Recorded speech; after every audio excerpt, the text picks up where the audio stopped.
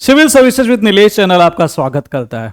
ये मैं एक वीडियो बनाने जा रहा हूं जहां पे मैं आपसे डिस्कस करूंगा कि how you should be handling your CSAT, क्योंकि इस टाइम पे ये वक्त ऐसा है कि बहुत सारे बच्चे सीसेट को अभी भी इग्नोर कर रहे हैं और वो इग्नोरेंस के चलते वो जीएस में पूरी तरह से फोकस्ड हैं, जो कि बिल्कुल गलत नहीं है। लेकिन जीएस में फोकस्ड होने के चलते सीसेट को इग्नोर करना पूरी तरह से गलत है। 2023 में ये दिखाया था 2023 ने कि जो भी बच्चों ने सीसेट को इग्नोर किया, सीसेट ने बोला भैया तुमने हमको इग्नोर किया, now I am going to ignore you.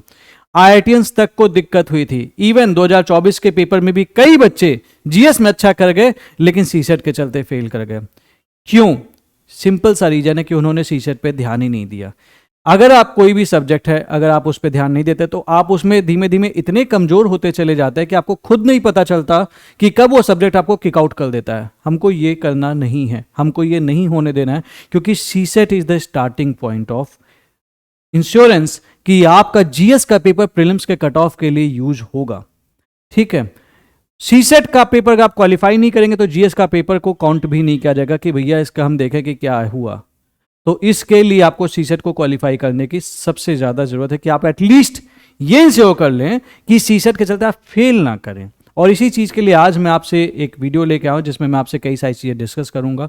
आपको ये बताऊंगा कितने नंबर ऑफ क्वेश्चंस आपको अटेम्प्ट करने चाहिए, एक हाइपोथेटिकल सिचुएशन भी दिखाऊंगा कि आप कितने नंबर ऑफ क्वेश्चंस में कितने क्वेश्चन गलत करने की आपके पास अनुमति होती है। एक्चुअली आपको यह भी मैं डिस्कस करूंगा कि कैसे अपना सीसेट, अगर आप कहीं से भी इंस्टीट्यूट से कोचिंग अगर नहीं कर रहे हैं तो एटलीस्ट क्या ध्यान में रखें कि आप एटलीस्ट सीसेट के चलते फेल ना करें। और मैं आपको यह भी बताऊंगा कि क्या वो गलतियां ना करें, वो कौन कौन सी ऐसी गलतियां जो ना करें जो कि हम अक्सर कर जाते हैं और जिसके चलते हम सीसेट से फेल कर जाते हैं। और इससे पहले मैं आगे बढ़ूं, आपको बता देता हूं 1 फरवरी से हम एक बैच लेकर आ रहे हैं सीसेट का, जहां पे आपकी हर एक सीसेट की समस्या का समाधान हमने डिस्कस कर रखा है। ये एक मेंटरशिप बैच है जो कि ये इंश्योर करेगा कि you will be having the sufficient practice, आप बहुत अच्छे से कवर अप कर पाएंगे। अगर आप इसकी डिटेल जानना चाहते हैं तो Telegram channel UPSC prelims with Nilesh पे आपको मिल जाएगी। Coming to the CSAT, importance आपको भी पता है, it is the qualifying paper in UPSC prelims और 33% नंबर मेरे को चाहिए क्वालिफाई करने के लिए। इसमें अच्छा स्कोर करेंगे, it will make sure that आपका मार्क्स जो है वो GS1 के लिए काउंट होगा। ये बेसिक चीजें आपको पता है।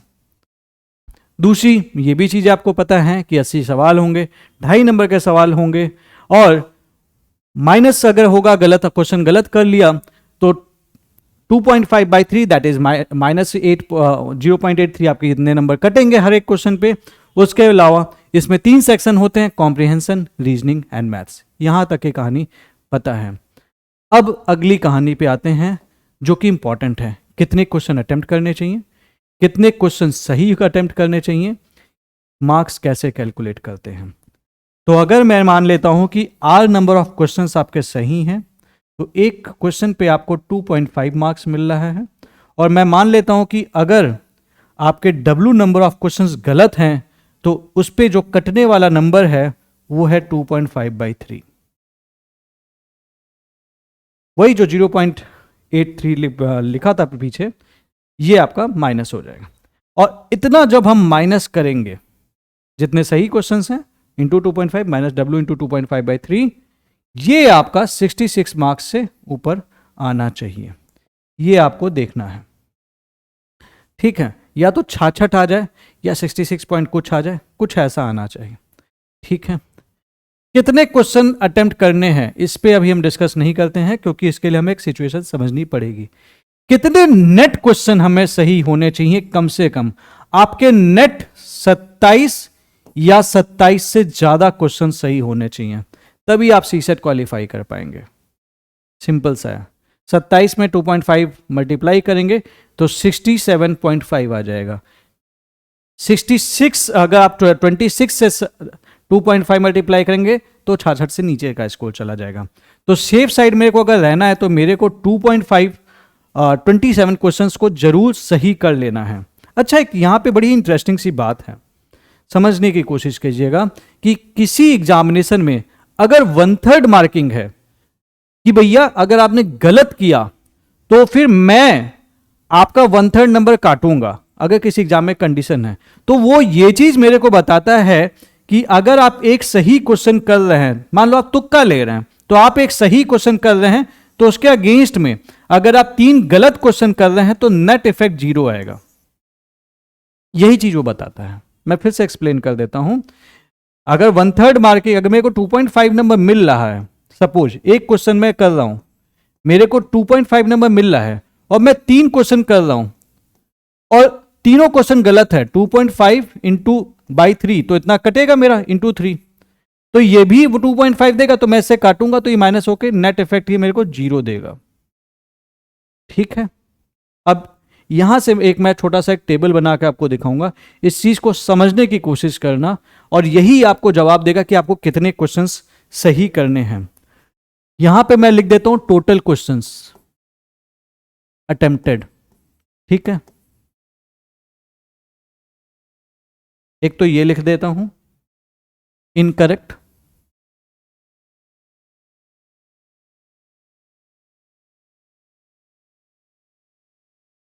करेक्ट, और उसके बाद नेट इफेक्ट। एक सपोज कि मैंने 27 क्वेश्चन ही अटेम्प्ट किए, ध्यान दीजिएगा, मैंने 27 क्वेश्चन ही अटेम्प्ट किए, मेरा एक भी गलत नहीं है, इनकरेक्ट 0, 27 ही पूरा करेक्ट है, तो मेरे को net effect 27 question is right, मेरा सीसेट क्वालिफाई हो जाएगा। आपके पास ऑप्शन नहीं है कि आप 27 से नीचे जा सकते हैं। अब इसी रूल के अकॉर्डिंग मेरे को सपोज कि मैंने चांस लिया एंड मैंने क्या किया, जो करेक्ट है वो 28 क्वेश्चन कर लिया, एक एक्स्ट्रा करेक्ट क्वेश्चन किया मैंने, वो एक क्वेश्चन मेरे को क्या अलाउ करेगा कि मैं 3 गलत क्वेश्चंस कर सकता हूं, यानी कि 3 क्वेश्चन इनकरेक्ट कर सकता हूं। यानी कि आप टोटल 31 क्वेश्चन अगर करते हैं तो आपके पास एक ऑप्शन होगा कि आप 3 क्वेश्चन गलत कर सकते हैं, ये ऑप्शन आपके पास रहेगा, तब भी नेट क्वेश्चन 27 रहेगा। इसी तरीके से अगर आप सेम वे अगर आप 29 क्वेश्चन करेक्ट कर रहे हैं तो ये आपको 6 गलत क्वेश्चन करने की आजादी देगा। यानी कि अगर आप 35 क्वेश्चन कर रहे हैं तो आप मैक्सिमम जो इनकरेक्ट उसमें से कर सकते हैं वो 6 क्वेश्चन गलत कर सकते हैं, तो भी आपको नेट इफेक्ट 27 क्वेश्चन सही मिल जाएंगे। और ये बहुत इंपॉर्टेंट चीज है समझना कि आप क्वेश्चन जो भी अटेम्प्ट कर रहे हैं आपको ये इंश्योर करना पड़ेगा कि आप उसमें गलतियां कम हो। क्या करते हैं बच्चे, कई सारे 29 क्वेश्चन करेक्ट तो करते हैं लेकिन इनकरेक्ट कर देते हैं 10, खल्लास। 6 क्वेश्चन से ज्यादा उनके पास गलत करने का ऑप्शन नहीं होता। उसके बाद इसी तरीके से अगर आप 30 क्वेश्चन करेक्ट करते हैं तो फिर इसी तरीके से यहां पे 9 आ जाएगा, यहां पे 39 आ जाएगा। Same applies, again 27 question correct है। अगर आप 31 सही क्वेश्चन करते हैं तो 12 इनकरेक्ट कर सकते हैं और ये चला जाएगा 43, यानी कि 27 क्वेश्चन आपका करेक्ट हो जाएगा। सेम अप्लाइज, अगर आप 32 सही क्वेश्चन करते हैं तो आपके पास आजादी होगी कि आप 15 क्वेश्चन इनकरेक्ट कर सकते हैं, यानी कि 47 क्वेश्चन अगर आपने अटेम्प्ट किए हैं तो 47 में से 15 क्वेश्चन आपके पास इनकरेक्ट करने की आजादी रहेगी। सेम गोज फॉर अगर आप 33 क्वेश्चन करते हैं तो आपके पास 18 क्वेश्चन गलत करने के ऑप्शंस आते हैं एंड फाइनली आप 51 क्वेश्चंस, ये एक बहुत इंपॉर्टेंट नंबर है 51, बताऊंगा क्यों। उसके बाद फिर अगर सेम अप्लाइज टू दैट 34, ये आ गया 21, 55, 35, 24, 59। और सही बताऊं दोस्त, मेरे पास 3 घंटे 180 मिनट, मैं क्या करूंगा 60 से डिवाइड करता हूं तो मेरे पास 3 मिनट आता है, 3 मिनट पर क्वेश्चन। अगर मैंने डिसाइड किया मैं 60 क्वेश्चन करूंगा, 35 सही 24 गलत, यानी कि आप सोच के देखिए अगर आप यहां पे या फिर इस किसी स्टेज में हैं सेफ साइड, तो आपके पास एक एक क्वेश्चन को करने के लिए आपके पास टाइम बढ़ गया। ठीक है, 80 क्वेश्चन के हिसाब से नहीं देख रहे हम ये लेके चल रहे हैं कि हमें 60 ही क्वेश्चन अटेम्प्ट करने हैं। क्यों? क्योंकि 15-20 सवाल तो ऐसे होंगे जो हम छू भी नहीं पाएंगे, होते हैं हर साल ऐसे सवाल होते हैं, तो हमें उन्हें छूना भी नहीं है। क्यों पंगे पड़ेंगे? हमें टॉप नहीं करना है, हमें क्वालिफाई करना है, ये चीज़ आपको ध्यान रखनी है। तो सबसे बड़ी टेंशन कि यार मैं किसी क्वेश्चन को सही करूं, तो सीधी सी बात है, जब सही करने के लिए दो चीज़ जरूरी होती है। पहली चीज़, उस क्वेश्चन को आपका करने का क्या अप्रोच है। दूसरी बात, आप उस क्वेश्चन को कितना वक्त देने वाले हैं, क्योंकि कई बार जब आप उसे आराम से करते हैं ना, तो आप सही करने के चांसेस बढ़ जाते हैं। तो इतने ही क्वेश्चन करने की का एक वो रखिए, 50 से 60 क्वेश्चन, कितने क्वेश्चन अटेम्प्ट करने चाहिए कायदे से, तो इतने क्वेश्चन अगर आप अटेम्प्ट करते हैं तो पर क्वेश्चन अगर आप देखेंगे आप 60 क्वेश्चन तक भी जा रहे हैं तो 3 मिनट है आपके पास। और इनफैक्ट अगर आप 180 को अगर आप 50 से 51 से डिवाइड करेंगे, 50 मान लेते हैं इसे, तो इससे भी ज़्यादा आपको टाइम मिलेगा, लगभग 3.5 मिनट। ठीक है, 3.5 मिनट्स के आसपास मिलेगा, तो वो एक अच्छा टाइम है एक सवाल को करने का। बट आपको ये जरूर इंश्योर करना है कि अगर मैं 51 सवाल कर रहा हूँ तो मेरे कम से कम 33 जरूर सही हों। 33 जरूर सही होंगे। उसका एक फायदा ये होता है, ये इंपॉर्टेंट है, कि आप चूंकि टाइम एक क्वेश्चन को ज्यादा दे रहे हो तो आपके पास पर क्वेश्चन जो है वो टाइम अच्छा खासा है। पर क्वेश्चन टाइम अच्छा खासा है तो आपके करेक्ट होने के चांसेस बढ़ जाते हैं, और आप 33 तो उसमें से सही करने, बाकी गलत होगा चलेगा। और इतनी भी गलत क्या तैयारी की होगी कि यार हम इतने 51 कर रहे हैं तो हमें 20-25 गलत कर देंगे, फिर तो हमने कुछ पढ़ा ही नहीं है। तो ये एक ब्रीफ टाइम टेबल है जो आपको बताता है कि आपको क्या किन चीज़ों पे ध्यान रखना है। How many net question should be correct and how many question to attempt. तो आप अपनी स्पीड के अकॉर्डिंग ये डिसाइड कर सकते हैं, स्टेबल के अकॉर्डिंग। सबसे बड़ा जो हर्डल आता है सीसेट की तैयारी के दौरान, it is the time management during the exam. और इसके पीछे सबसे बड़ा जो रीजन होता है, यू इग्नोर द पेपर। आप पेपर एक्चुअली ना इग्नोर करते हैं। इग्नोर कैसे करते हैं? आप एक्चुअली पेपर पढ़ते ही नहीं है। आप कभी भी सीसेट को उस तरह से तैयारी करते ही नहीं। आप क्या सोचते हैं कि यार सीसेट है, हो जाएगा, होते होते इतना टाइम बीत जाता है कि हमें पता ही नहीं चलता। तो ये चीज आप रेगुलर बेसिस की प्रैक्टिस से कर सकते हैं। इस टाइम पे जरूरत है आप अपना आधा एक घंटा अपने सीसेट के लिए देना शुरू कर दीजिए। ये बहुत ज्यादा इंपॉर्टेंट है। टाइम अपने आप मैनेज होता चला जाएगा। यार दिन भर पढ़ाई कर रहे हो, सोच के देखो उस पढ़ाई का कोई फायदा ही ना मिले क्योंकि आपके मार्क्स ही काउंट नहीं हो रहे, तो ये गलती मत करो।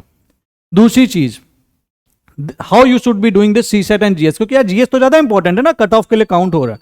तो मेरे को क्या करना चाहिए? सीधी सी बात है, आप ये कर सकते हैं कि आप मॉर्निंग से इवनिंग टाइम तक आप सिर्फ जीएस पढ़िए, और शाम के टाइम पे 1 से 2 घंटे डिपेंडिंग अपॉन कि आपकी किस लेवल की प्रिपरेशन है, सीसेट को दे दीजिए।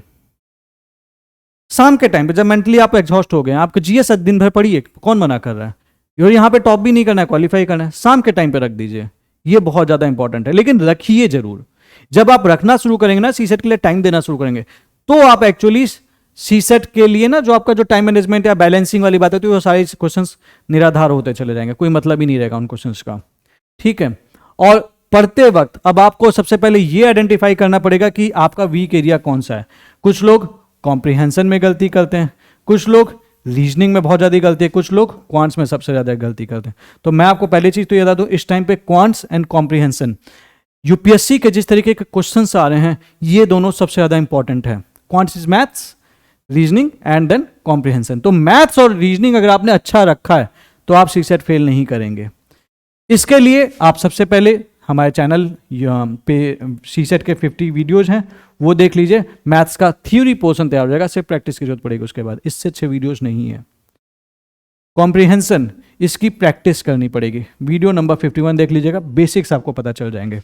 रीजनिंग के लिए मैं अलग से एक वीडियो बनाऊंगा जहां पे मैं आपसे ये चीजें डिस्कस करूंगा। कुछ बच्चों की एक हैबिट होती है, क्योंकि वहां पे सीसेट है तो कैलकुलेशन करनी पड़ती है, तो बच्चे क्या करते हैं, they are dependent upon the calculator. घर पे तो हमेशा कैलकुलेट कर लेते हैं, वहां पे आपको मैनुअली कैलकुलेट करना पड़ता है। तो वो चीजें ना आप उस पेपर में जाने से पहले घर पे ही अब करना शुरू कर दीजिए। अब आगे से कैलकुलेटर यूज नहीं करना है। अगर मेरे को 2.5 इंटू 2.5 नहीं आ रहा है तो मैं काम करूंगा भैया, कैलकुलेट कर लूंगा ताकि मेरी स्पीड बढ़े। ठीक है, सिंपल सा है। पेपर कैसे आपको मास्टर करना है, ये इंपॉर्टेंट है। For that you should be knowing your strength and weakness. इसके लिए सबसे पहले आप एक काम करिए, 2023 का पेपर उठाइए, 2024 का पेपर उठाइए और इसे सॉल्व करके देखिए कहां पे हैं आप। Know where you actually stand. ज्यादातर बच्चे ये करते ही नहीं है और वहीं पे वो गच्चा खा जाते हैं। पेपर सॉल्व करिए और ये देखें कि आप स्टैंड कहां पे कर रहे हैं। कहीं ऐसा तो नहीं किसी पेपर में आप फेल कर रहे हैं, चेक कर लो। और उसके लिए यूपीएससी से अच्छा पेपर हो ही कौन सा सकता है, चेक कर लो। अब अगर आप सक्सेसफुल हैं, ये बहुत अच्छी बात है। बस इतना एनालाइज कर लो कि आपके ज़्यादा क्वेश्चंस रीजनिंग में गलत हुए थे कि कॉम्प्रिहेंशन में हुए थे या मैथ्स में हुए थे। जिस पोर्शन में ज़्यादा गलतियां हैं उस क्वेश्चन को, उस पोर्शन पे थोड़ा फोकस कर लीजिए। और जो स्ट्रेंथ है आपकी, सपोज आपके कॉम्प्रिहेंशन में आपने 27 में 25 सही किए थे, तो वो स्ट्रेंथ है आपकी, आपको उसको कमजोर नहीं होने देना है। उसके लिए आप जो भी कॉम्प्रिहेंशन के लिए करते आ रहे हैं ना, उसको करते चलो। One of the ways to be regular newspaper reader. ठीक है, तो ये चीज अगर आप कर लेंगे ना, आइडेंटिफाई कर लेंगे, तो आपको सीसेट के चलते दिक्कत नहीं आएगी। फोकस एरिया ये after this you will be able to decide. Paper करो, चेक करो कहां पे गलती कर रहे हो, उसको नोट करो, उसके बाद उस पर काम कर लो। ठीक है, टाइम एलोकेशन मैंने आपको बता ही दिया। अब ये चीज आपको करने की जरूरत है। What you must start doing, effective study methods. ये मैंने अभी आपसे डिस्कस किया कि that you have to test yourself. 2023 और 24 के पेपर पे चेक कीजिए कहां स्टैंड कर रहे हैं। Second thing, previous papers practice करने, because they actually tell you कि आपकी वैल्यू क्या है सीसेट के मार्केट में।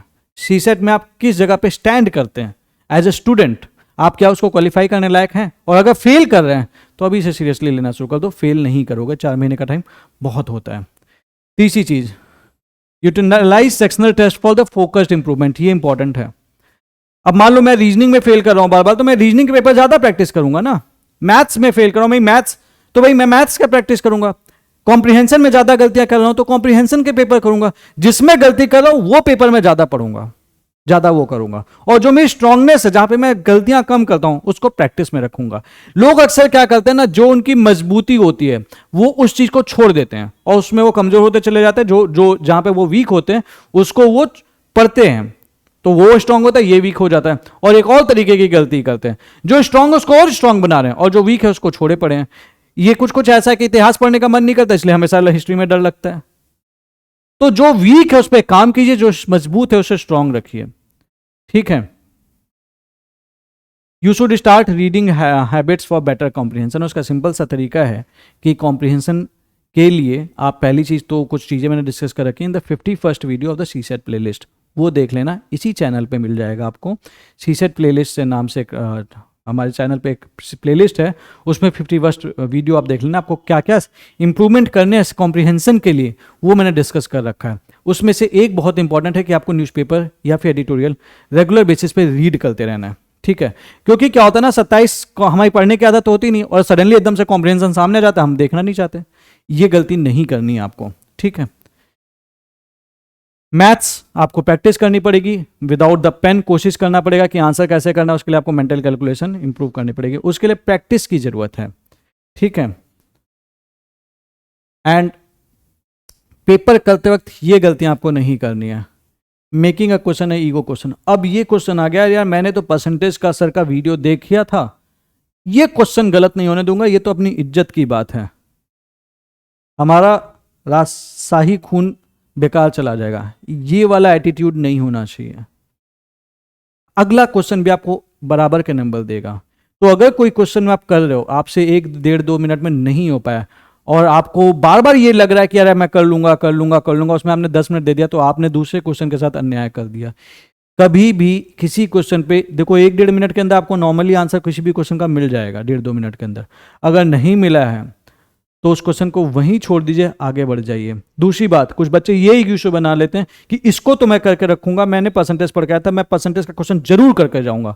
ये नहीं करना है, नहीं हो रहा है छोड़ दो, अगले क्वेश्चन पे बढ़ जाओ, सेकंड रीडिंग में कर लेना। दूसरी गलती जो ज्यादातर बच्चे करते हैं, क्या करेंगे, पहले हम मैथ्स के सारे क्वेश्चंस करेंगे, फिर हम सारे कॉम्प्रिहेंशन के करेंगे। अच्छा, यहाँ पे क्या है ना, हमारा ब्रेन जो है ये उसको हैबिट है, लाइक आपको मैं एक तरह से बोल दूं कि अगर मैं डेली आपको चावल दे रहा हूँ खाने के लिए, सुबह शाम दोपहर रात हमेशा चावल दे रहा हूँ, तो आप एक टाइम के बाद बोर हो जाओगे। आपके प्लेट में क्या होता है, दाल भी होती है, सब्जी भी होती है, रोटी भी होती है, चावल भी होते हैं, तभी तो खाने का पूरा मजा आता है। पेपर भी ऐसा ही है, पेपर का स्वाद भी ऐसा ही है। आप कभी कॉम्प्रिहेंशन कर रहे होंगे, कभी रीजनिंग कर रहे होंगे, कभी मैथ्स कर रहे होंगे, कभी फिर कॉम्प्रिहेंशन करेंगे, कभी रीजनिंग करेंगे, कभी मैथ्स करेंगे। अदरवाइज अगर आप मोनोटोनिकल वे से क्या करेंगे तो आप कब स्लो हो जाएंगे आपको खुद नहीं पता चल जाएगा। There is the neuroscience behind it. तो कई बच्चे ये गलती करते हैं कि वो पेपर में क्या करें, हम सिर्फ पहले कॉम्प्रिहेंशन करेंगे और कॉम्प्रिहेंशन में उन्होंने 1.5 घंटे लगा दिए। वो बहुत बड़ी गलती, ये नहीं करना है। और उसका सिंपल सा तरीका है, वो ऑलरेडी आपको पेपर मिक्स करके दे रहा है, सीक्वेंस वाइज करते चले जाओ, जो होता चला जाए हो करते चले जाओ, और जो नहीं हो रहा है उसको मार्क करते चले जाओ। थर्ड थिंग, ये गलती नहीं करनी। कुछ बच्चे पहले 10 मिनट यही डिसाइड करते हैं हम क्वेश्चन करेंगे कौन सा। अरे यार एक बात बताओ, एक सिंपल सी चीज है, पेपर कितने उसमें करना चाहिए? सिंपल सी चीज, आप एक बार चीज सोच के देखो, पेपर जनरली 3 इटरेशंस में करना चाहिए। इटरेशन नंबर 1 में आपको यह करना चाहिए कि जो क्वेश्चन आपसे एक बार में हो जा रहे हैं वो क्वेश्चन आप कर लिए और उसके बाद उसका OMR आपने भर दिया। अब नाउ कम एंड काउंट। ये ज्यादातर वो सवाल होंगे जो कि आप जिसमें कंफर्टेबल होंगे, और अगर आपका यहां पे 40-45 हो रहा है तो इससे अच्छा तो कुछ भी नहीं है, ठीक है। सेकेंड इटरेशन में, लेकिन इस इटरेशन के दौरान आप सारे क्वेश्चंस देख रहे होंगे। क्वेश्चन को देखने के साथ साथ आपका माइंड बता रहा होगा कि यार ये क्वेश्चन हो सकता है लेकिन थोड़ा टाइम लगेगा, और ये क्वेश्चन तो यार समझ में नहीं आ रहा कैसे करेंगे, मुझे नहीं पता। उसी टाइम पे एक क्वेश्चन में गोला मारना है, एक क्वेश्चन में कट्टा मारना है। इसका मतलब है कि भैया ये क्वेश्चन अपन अभी अटेम्प्ट नहीं करेंगे सेकंड इटरेशन में, जिसमें गोला मारा है वही सेकंड इटरेशन में अटेम्प्ट करेंगे। तो जब मैं पहली बार वो कर लूंगा, सारा पेपर एक ऊपर शुरुआत से एंड तक देख लिया, तो जब मैं सेकंड इटरेशन में जाऊंगा तो मैं ये गोले वाले क्वेश्चंस करूंगा, और अगर ये इटरेशन कंप्लीट हो गया तो मैं ये थर्ड इटरेशन में जाऊंगा। अदरवाइज मेरा काम यहीं पे हो चुका होगा एडमैक्स, नहीं तो पहले स्टेज में ही हो जाएगा। कई बच्चे क्या करते हैं, वो बढ़ ही नहीं पाते, वो भाई क्वेश्चन नंबर 10 तक इतना परेशान हो गया, एक एक क्वेश्चन करना है मेरे को, और क्वेश्चन नंबर 10 तक आते आते भाई नहीं हो पा रहा तो 11वें पे नहीं जा रहे, वो 10वें को लेके बैठे हुए हैं। वो गलती आपको नहीं करनी है, यही गलती आपका सिलेक्शन रोक देती है। तो ये चीज बहुत इंपॉर्टेंट है कि paper you have to, paper को, क्वेश्चन को ईगो इशू नहीं बनाना है। 3 इटरेशन में पेपर करें, थोड़ी सी स्पीड मेंटेन रखें। ये गलती बहुत सारे बच्चे करते हैं, सारा OMR लास्ट में भरेंगे। क्यों भैया, पहला इटरेशन 1 से सवा घंटे में 1.5 घंटे में कर लिया ना, उसको OMR भर लो तभी। नहीं तो कई बार क्या होता है ना, एग्जामिनर एकदम से पेपर छीनने आता है, हड़बड़ी में ना आप OMR गलत भर देते हो। और आप सपोज करो कि आप ऐसे पर्सन थे जो 27 क्वेश्चन नेट सही करने वाले थे और गलती से आपने B की जगह C मार्क कर दिया क्योंकि एग्जामिनर आ रहा था पेपर खींचने के लिए, तो क्या होगा, आप क्वालिफाई से डिसक्वालीफाई वाली स्टेज में चले जाओगे। तो ये चीज नहीं करनी है, ठीक है। Don't try to attempt the full paper in one go, यानी कि घुमा फिरा के सीक्वेंस में अगर आप कोई क्वेश्चन छूट रहा है तो छोड़ते चले जाएं, और जो क्वेश्चन होता चला जा रहा है उसको करते चले जाएं। ये बहुत ही ज्यादा इंपॉर्टेंट है। तो ये बेसिक स्ट्रेटेजीज हैं जो आपको अपने सीसेट के पेपर में अप्लाई करनी है। अगर आप इसको अप्लाई करते हैं, बिलीव मी, सीसेट नहीं रुकेगा। रेगुलर बेसिस पे प्रैक्टिस करते रहिए, आधे घंटे प्रैक्टिस करते रहिए, और टच में रहिए सीसेट के। अब ही टच में नहीं रहेंगे तो दिक्कत होगी। और अगर वीडियो अच्छी लगी हो तो do like the video, share it one of your friend जिसको सीसेट के चलते दिक्कत है। एंड आपको मैं एक चीज़ और बता दूं कि इस चैनल पे आपको एक सीसेट की एक प्लेलिस्ट मिल जाएगी जिसमें 51 वीडियोज हैं, जिसमें हमने मैथ्स और कॉम्प्रिहेंशन कवर कराया है। इससे अच्छे वीडियोज आपको फ्री वीडियोज यूट्यूब पे नहीं मिलेंगे। Go them, do watch them, and be tension free regarding the maths portion of the CSAT. All the best.